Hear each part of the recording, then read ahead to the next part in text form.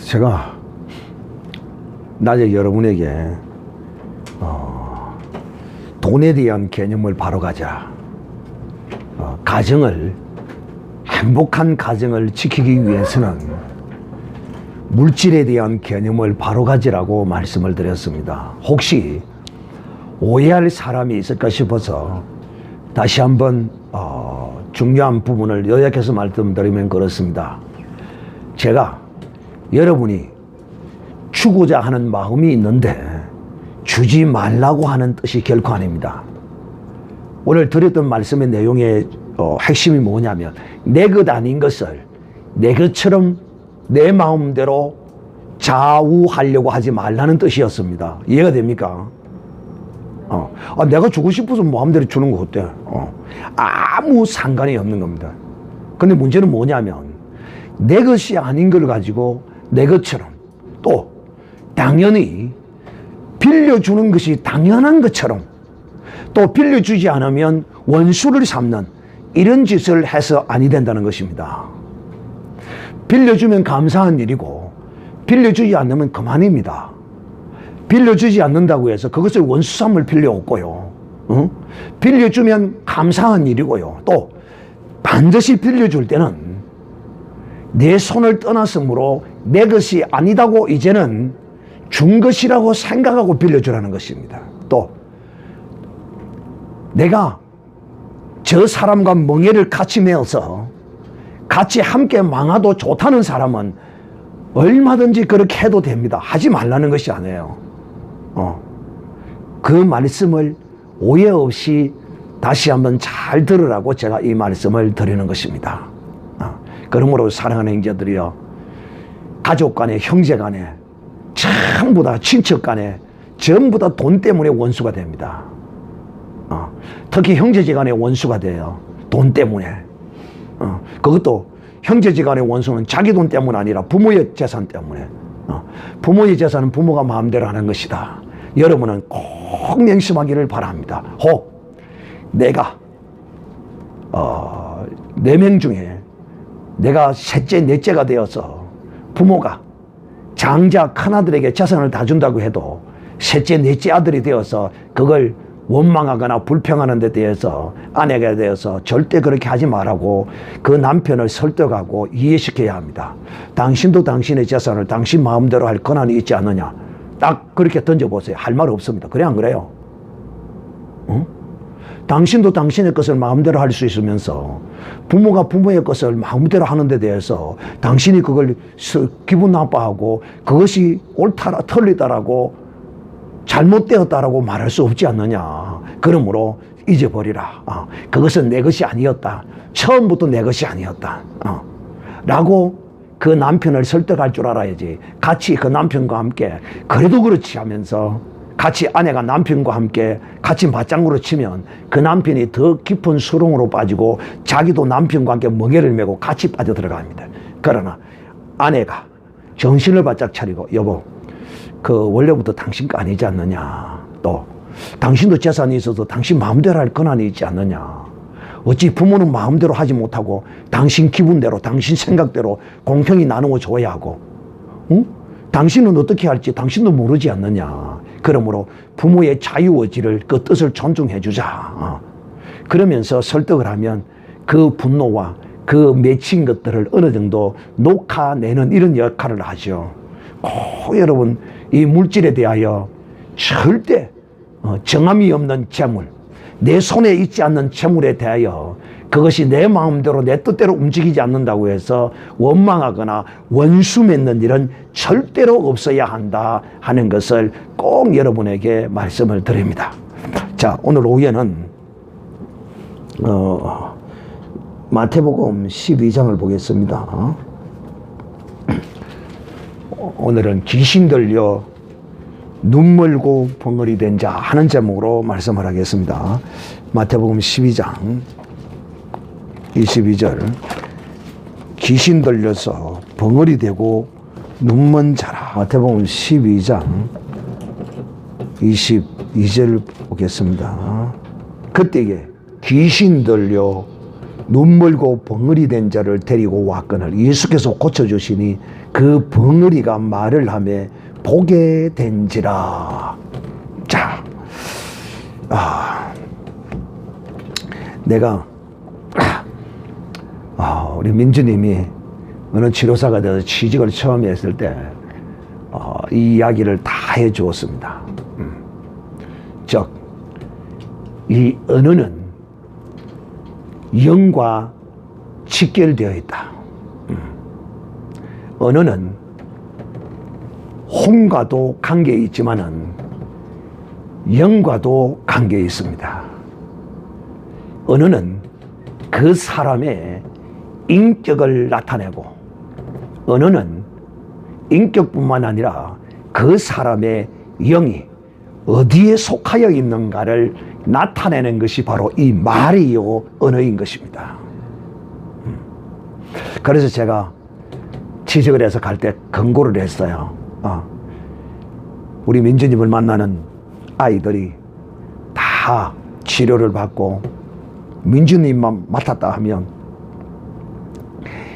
다른 사람들이 맡았을 때와는 완전히 달라질 수 있도록 그렇게 하기 위해서는 내가 진실로 내게 맡긴 이 아이들을 내가 여기서 밥 벌어먹기 위해서 월급 한 푼 두 푼 받기 위해서 내가 여기 와서 이 아이를 맡은 것이 아니라 하나님께서 내게 주신 영적인 거룩한 일거리로 알고 정말 이들을 안고 품고 기도하고 또 이들을 통하여 하나님의 영광이 나타날 수 있도록 그렇게 해야 할 것이다. 그러므로 이 아이 하나하나를 내가 맡고 행할 때마다 이들을 안고 정말 하나님께 첫 아이가 올 때 그 아이를 안고 품고 주님께 기도하고, 특히 그곳은 센터장이 예수를 믿는다니까 얼마나 좋으냐. 이거는 완전 물 만난 고기와 같은 것이다. 그런 데가 참 쉽지 않거든요. 사업장의 오너가 예수를 믿는다는 것은 굉장히 이 사역 자체가, 이 내가 맡은 일 자체가 영적인 사역을 겸할 수 있는 그런 장소가 되기 때문에 참 하나님이 복 주신 자리입니다. 저는 그래서 이제 정말 기도하고 정말 주님의 마음으로 어린 아이가 내게 오는 것을 금하지 말라. 그 어린 아이는 영적으로는 율법에 정죄되고 죄인된 자들이지만은 육신의 눈으로 보면 그 나이가 작고 어린, 육체가 어린 사람을 일컬어서 주님이 말씀하셨으므로 그것을 우리는 영육간에 우리는 읽을 줄 알아야 되는 것이죠. 그래서 이 성경의 말씀은 항상 영과 육이 같이 동시에 흘러나오는 말씀입니다.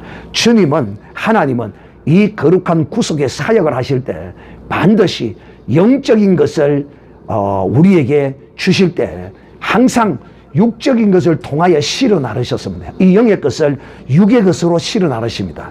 하나님이 그렇게 역사하십니다. 그러므로 육신의 눈을 가진 자는 이 성경의 모든 것이 육으로 보이지만은 영의 눈을 가진 자는 육신으로 말하는 하나님의 그 말씀 안에서 영의 것을 발견하게 됩니다. 그것이 대표적인 사건이 뭐냐면 아브라함을 하나님이 부르셔서 그에게 약속하시고 언약하셨을 때에 우리는 아브라함의 자손이 모두가 다 이삭인 줄 알았어요.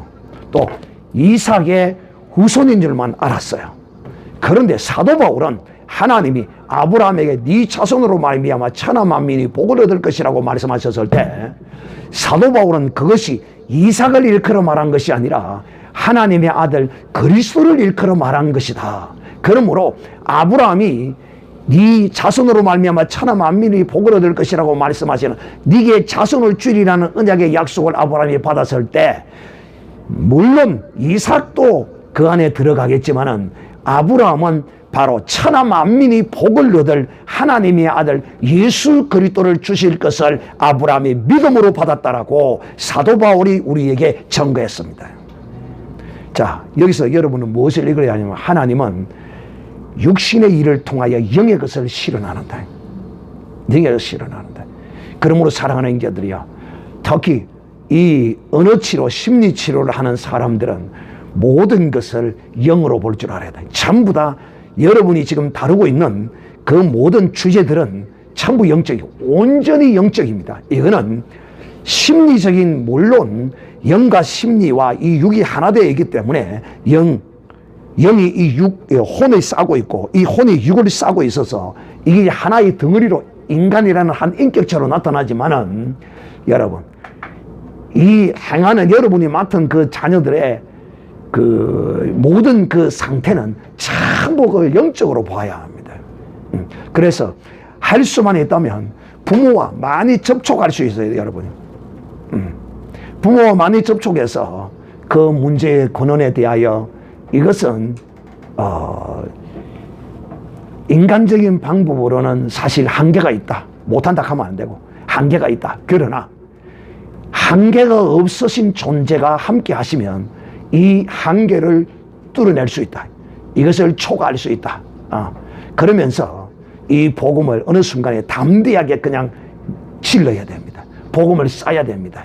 설사 그 믿지 않는 사람이 기분이 나빠서, 아니 내가 어디 뭐 여기 뭐 예수 믿으라고 전도 받으러 왔나, 우리 아 때문에 왔지, 그리고 원장에게 가서 일러준다 할지라도 그런 거 둘이 하지 마시고, 뭐 복음 전해서 쫓겨내라 그러면 쫓겨나는 거지 뭐. 이런 각오와 다짐을 가지고 기회가 되면 이렇게 그냥 넘어가지 마시고 꼭 복음을 전해야 합니다. 왜? 오늘 이 성경을 보세요. 예수님께서 그때에 귀신이 들려서 눈멀고 벙어리 됐다 이렇게 말합니다. 이 소경이거든요. 우리가 이 소경된 사람의 눈을 살짝 보면 검은 건 안 보이고 하얀 것만 보입니다. 보면 대충 보면 이 소경들이요. 그 어떤 물리적인 힘을 가해가지고 뭐 찔려서 맞아서 터져서 이렇게 소경된 것은 귀신의 현상이 아닙니다. 그러나 어떤 물리적인 어떤 현상이 아닌 어떤 날 때부터 소경이 되었다거나 이런 거는 갑자기 소경이 되었다거나 이런 거는 100% 귀신입니다. 그래서 우리는 특히 이 귀신에 대한 영적 존재에 대한 이 말씀을 듣고 배울 때는 100% 모든 것이 귀신이라고 주장하면 안 됩니다. 모든 것이 다 100% 귀신의 역사인 수만은 없습니다. 그래서 항상 여지를 남겨놓고 말을 해야지, 모든 것이 다 귀신이 이래버리면 귀신론자가 되어서 이단으로 한국 교단에서는, 한국 땅에서는 이단으로 찍힙니다. 근데 영적인 근원 문제를 짚어보면 모든 문제는 귀신의 문제가 맞아요. 영적인 문제가 맞아요. 왜? 에덴 동산에서 하와가 마귀의 말을 듣고 이 인생의 모든 문제가 거기서 출발하기 때문에 그렇다고 해도 과언은 아니에요. 그러나 아직까지도 우리는 우리가 하나님처럼 온전하지 못하고 100% 완전히 알지는 못합니다. 다 부족한 부분이 다 있어. 이걸 인정해야 돼요. 그런데 무조건 모든 것이 다 귀신이라고 이래버리면 나중에 큰 문제를 일으킬 수 있다. 또 내가 이단으로 찍힐 수 있다. 내가 잘주의 복음을 전하면서 굳이 이단으로 찍혀가면서까지 그렇다고 해서 진리가 아닌 것을 진리라고 할 수도 없고 진리인 것을 진리 아니라고 할 수는 없는 것이지만, 그러나 이런 지혜로움이 필요하다. 그러나 오늘 성경에 기록하기를 뭐라고 기록하고 하면 귀신이 들리면 어떻게 된다고요? 첫째, 눈이 멀고, 두 번째, 벙어리가 된다. 그러므로 이 눈먼 것도 거의 대부분이 물리적인 사고를 인하여 당한 벙어리 눈먼 것이 아니고는 대부분 이거는 귀신의 역사일 가능성이 많다는 것을 알고, 이런 것을 보면 하나님이 내게 일거리를 주셨다고 생각해야 됩니다. 아이고, 나는 능력이 없는데 언제 인간에게 능력 있는 인간 한번 데리고 와봐. 아무도 능력이 있는 인간 없어. 그러면 목사님, 그러면 왜 어떤 목사님들은 막 능력도 행하고 그거 지킨 줄 알아? 지가 아니야. 하나님이 그를 통하여 하시는 거야. 그는 껍데기야. 그러므로 이런 자를 만나면, 야, 하나님이 내게 거룩한 영적 일거리를 주셨구나. 하고 이 예수를 전하고 이 예수님의 이 진리의 말씀을 그에게 주어서 믿음으로 이 귀신을 향하여 쫓아봐야 합니다. 내가 쫓아봐야 돼요. 참 이거 한번 쫓아보면 재미있어요. 귀신 쫓는 사역만큼 재미있는 일이 없어요. 최고로 재미있어요. 그런데 귀신 쫓는 것도 굉장히 위험한 것이 있어요. 목숨을 내놓고 해야 되는 일들도 있어요. 그런 특별한 일을 제외하고는 귀신 쫓는 것만큼 재미있는 영적 사역이 없다고 저는 개인적으로 생각이 들어요. 그러므로 여러분이 복음을 전할 때 또 여러분을 만나는 모든 사람들의 모습을 딱 보면 뭔가 갑자기 이상한 모습을 보인다. 갑자기 엉뚱한 소리를 하고 뭔가 좀 헷갈린다. 이거 100% 그 속에서 귀신이 자기의 정체를 드러내는 것입니다. 그럴 때 그냥 바보처럼 그냥 이상하네 이상하네 이러고 그냥 이상하다 그러고 있지 뭐 안 돼요. 그냥 이상하다 이 귀신이 올라왔네 딱 알고는 그 자리에서 바로 쫓아야 돼요. 그래서 대한민국의 선지자 그분은 그랬다 그러잖아요. 상중가 어딘가 거기 경북 어디서 자기가 예수 믿고 성령에 충만하고 근데 자기 아버지가 시골에서 올라온 거예요. 그래서 자기 아버지가 이야기를 하고 있는데 귀신이 올라오더라 그러잖아요. 그래서 딱 보니까 귀신이 올라오거든. 야 머리가 자꾸 이상하네 왜 이러냐. 야야 내가 닐로 본데 왜 이러노. 야야 야야는 무슨 야야야 이 귀신아. 카이씨 라이카 봤어요. 그러니까 여기 올라오네. 나와 이 더러운 귀신아 올라와. 그러니까 엉뚱한 소리를 하고 막 그러는 거야 막. 그래갖고 막 나가 그러니까 발랑 뒤로 넘어지는 거야. 그러니까 자기 아버지 올라타가지고 막 야 이 귀신아 들어가라 나가라 막 들어가라 소리는 아니지 막 쫓아냈다는 거야. 그 이야기 들으면 얼마나 재밌는지. 자기 아버지에게도 그 귀신이 올라와요. 하물며 혈과 육의 그 관계의 그 끈끈한 그 관계 속에서도 그 귀신이 거룩한 하나님의 성령이 있는 사람 앞에서 확 드러나는 거예요. 자기 정체를 드러내요. 저는 그런 사람 한둘이 본 거 아니거든요. 자기 정보를 자기 스스로 자기를 막 드러내요. 자기가 누군가를. 그래서 여러분 특히 이 언어와 심리와 이걸 다루는 사람은 100% 그것들이 전부 다 여러분이 밥 벌어먹기 위해서 이론적으로 이리 하고 저리 하고 하지만 여러분 속에는 그게 아니다는 것을 알고 있어야 돼요. 그리고 그렇게 가르치면서도 예수 이름으로 수없이 저주하고 쫓아내야 되고 특히 부모를 만나면 17살 같으면 좋아요. 그 자기 의지도 있고 본인이 교회 가겠다 하면 얼마든지 올 수도 있고 또 부모에게 우리 목사님 한번 만나보시라고 아직까지 안 봐서 네가 그런 소리를 오늘 보여줄게요. 우리 목사님 귀신 쫓고요 이 치료 이런 거 다 합니다. 그래서 내가 우리 송민주 성도에게 늘 그래요. 무조건 만나는 사람 내질러라. 책임은 민주가 진다. 누가 지고? 그렇죠. 이게 뭐라고? 믿음이야. 믿음 없는 사람은 책임을 지가 지려고 그래. 근데 믿음 있는 사람은 책임을 누구에게 밀어? 내가 전해가지고 안 되면 하나님 망신을 당해서 하나님 망신 당해라. 나는 망신 당할 거 없다. 이게 믿음이라니까. 그래서 내가 송민주 성도를 만나면 딱 때가 되었기에 내가 딱 그랬거든. 만나는 모든 자들마다 너를 통해서 뭔가 눈빛이 다르고 은혜를 입는 것 같으면 무조건 전해라.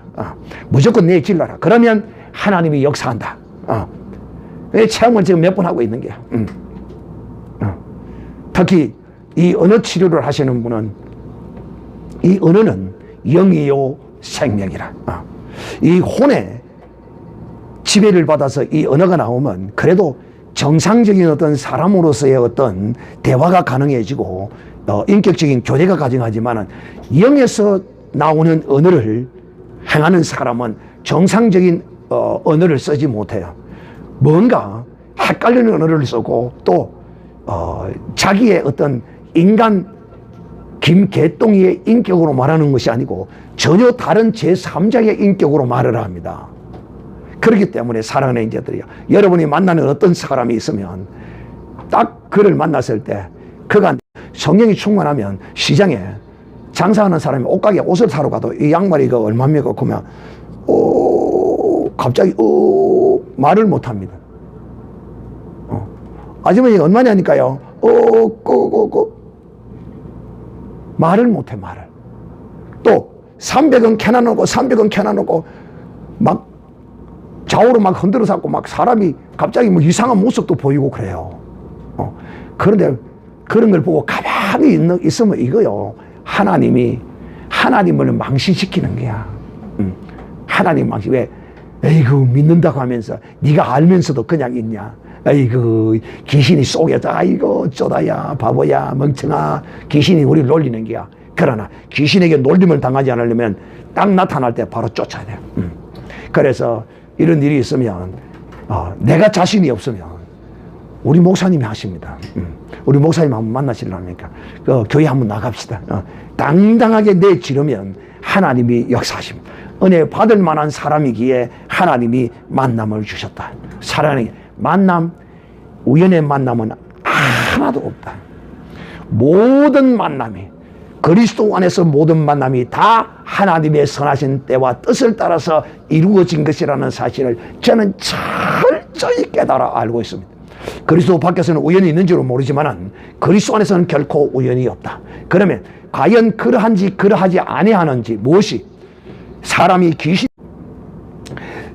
귀신이 들면 벙어리가 되고 눈이 멀고 또 다른 이상한 질병들도 나타나고 이런 것이 정말 그러지 아니하는지 오늘 영상을 한번 보도록 하겠습니다. 오늘 여기 앉아있는 사람 가운데 이 귀신 쫓는 이 모습을 보고 믿음이 생겨서 언제나 믿음을 가진 사람이 있습니다. 딱 그때로부터 내가 보니까 눈을 딱 보니까 그때로부터 완전히 사람이 달라지더라고. 왜? 자기 눈으로 딱 보거든. 그래서 여기서 막 다리 잡고 막 생쇼를 하고 내하고 같이 했어요. 그 미친 놈을 갖다가 정신병원, 저 상록 정신병원에서 퇴원을 시켜 집에도 데려가지도 아니하고 바로 여기로 데리고 와가지고 여기다 묶어놔놓고 그 짓을 하고 있는 걸 자기 눈으로 직접 한 거야. 속으로 어떻게 했어요? 그런 걸 처음 봤으니, 들어보지도 못했고 보지도 못했으니 그걸 볼 때 신기하고, 과연 저기 못했고 좀 미친 걸 갖다 놓고 어쩌겠다는 거지, 목사가요. 그 어려도 되지 않는데 그 목사가 예수의 이름으로 하겠다는 그 모습을 보고 기분이 어떻겠어요. 그런데 보니까 변화가 일어나고 역사가 일어나는 모습을 볼 때 믿지 말라고 해도 믿을 수밖에 없다.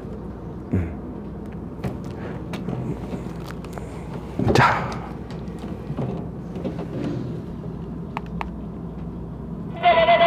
언제 들었어? 언제 들었어? 나 몰랐네요. 잘못했네요. 언제 들었어? 나 갈게요. 니 어디서 왔어? 나 갈게요. 어디서 왔어? 나 가요. 어디서 왔어? 나 가요. 아야, 여기 걸어요. 이거 못 먹는데. 머리 나 어디 건데? 나 몰랐어요. 나와 간다. 빨리 가라. 간다. 이분은 예수 믿는 사람인데 분리가 안 되는 게야. 왜 잘 분리가 안 되느냐면 이 진리의 말씀이 탁 새겨져 있지 않는 게야. 그러니까 종교적인 그 개념으로 나이도 많고 하니까 그냥 막 교회만 왔다 갔다 하고 있는 사람이야. 어느 날 하루는 이제 저 동생 집에 왔다가 들린 거야. 그래서 보니까 귀신이 올라오는 거야. 그래서 이제 작업을 한 기라, 이 사건이. 어쨌든 여러분, 귀신은 사람에게 유익을 주지 못하기 때문에 우리는 믿음의 사람은 그걸 보고 그냥 있으면 안 돼요. 어쩌든 쫓아내야 되고 또 그 일을 위해서 기도해야 합니다. 오늘 영상 봤으니까 꼭 참고하시길 바라고 오늘 예배는 여기서 이제 마치도록 하겠습니다. 다 같이 기도하겠습니다.